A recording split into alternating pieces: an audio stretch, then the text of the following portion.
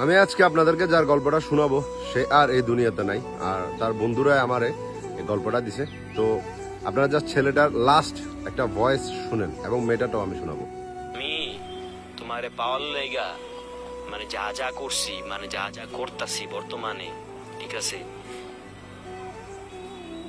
এইটা আমার ফ্যামিলি জানে না। যতটুকু জানি আমি আমার সব টোটালে সব কিছু বাদ দিয়ে আমি করতেছি, বাট তারপরেও আমি তোমার মনই খুঁজে পাইলাম না। আমি তোমার মনই খুঁজে পাইলাম না, ঠিক আছে। তুমি কি একটা কথাই বারবার বলতা যে আমি আর কিছু চাই না, আমি আর কিছু রাখবো না, এই সেই। তুমি সিরিয়াস নেও না বিষয়টা।